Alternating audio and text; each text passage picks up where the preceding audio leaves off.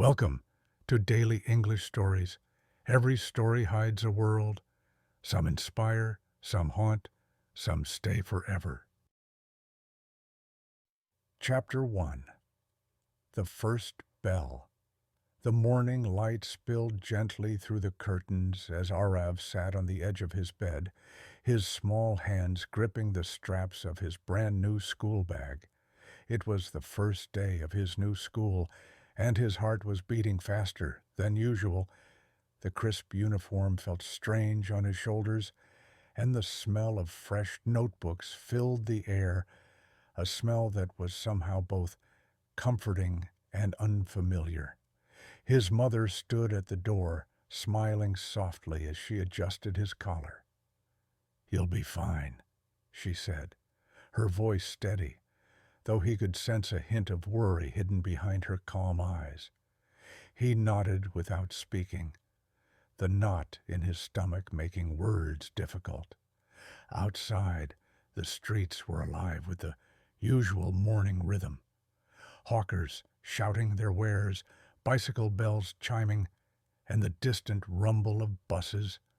But for him, every sound seemed sharper, as though the world knew something new was about to begin. When they reached the school gates, he stopped for a moment.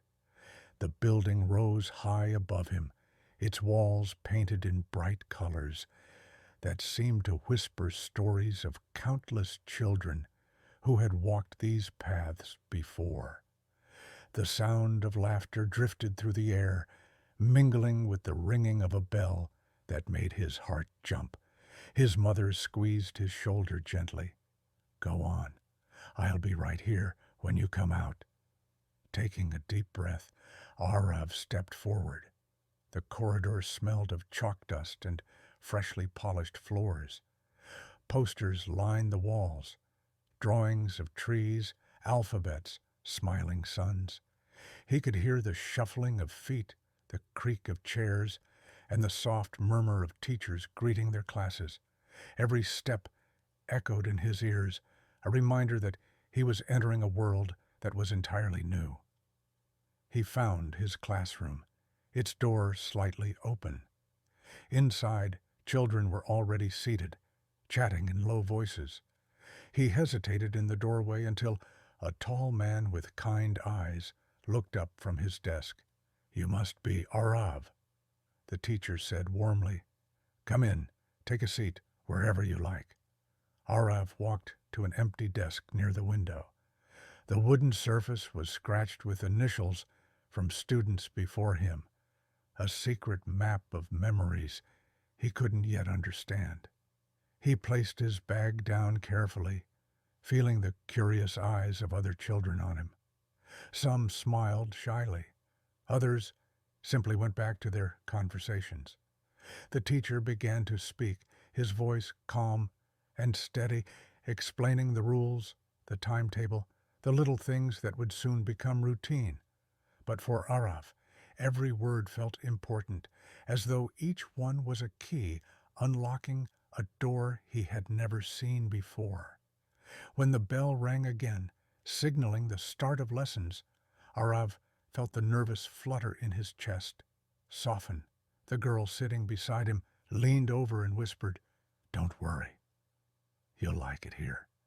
Her smile was small but genuine, and in that moment, the classroom felt a little less strange. He looked out the window, watching the playground shimmer in the morning sun, and allowed himself a quiet breath. The day was just beginning, and though the unknown still stretched out before him, there was excitement hidden in the folds of his fear. For the first time that morning, Aarav felt a spark of belonging, like maybe this new world could be his after all. Chapter 2. Friends and Lessons. The days began to flow one into another, and little by little, Aarav found himself slipping into the rhythm of his new school. At first, he spoke only when asked, his voice quiet and unsure. But children have a way of reaching out, and soon small conversations began to bloom like little flowers after a long rain. One morning during art class, the boy sitting in front of him turned around with a crumpled piece of paper. "Can you pass me the red crayon?" he whispered urgently. Aarav handed it over without a word, and the boy grinned. "Thanks, I'm Rohan." "Aarav," he replied softly. And that was the beginning. By the end of that week, Rohan was waiting for him at the school gate every morning. They would talk about cartoons, favorite snacks, and how strict or funny each teacher seemed.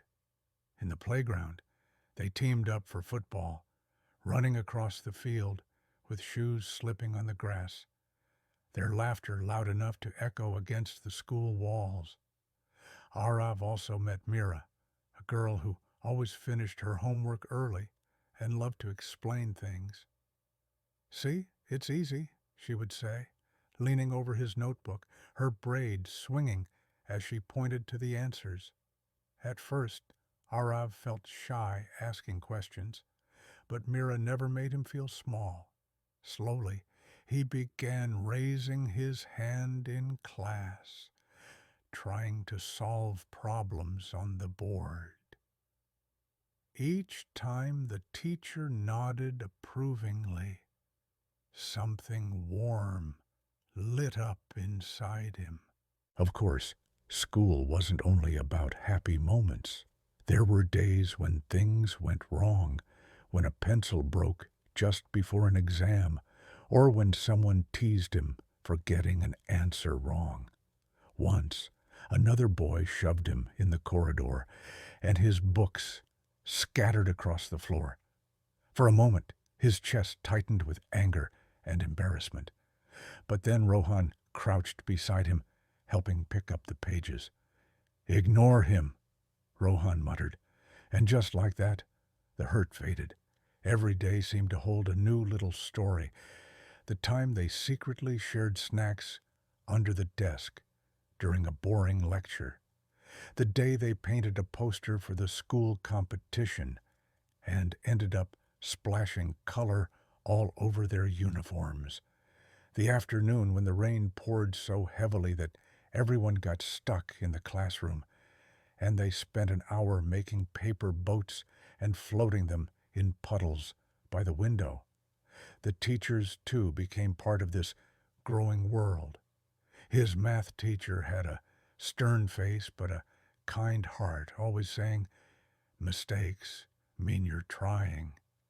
His English teacher read stories aloud in such a way that the characters seemed to step out of the pages and fill the room. Aarav found himself waiting for those moments, feeling his imagination stretch further than it ever had before. As weeks turned into months, Aarav noticed a change in himself. He laughed more easily now. He ran across the playground without feeling like a stranger. His desk, once bare, was now covered with doodles, shared notes, and little folded paper gifts from friends.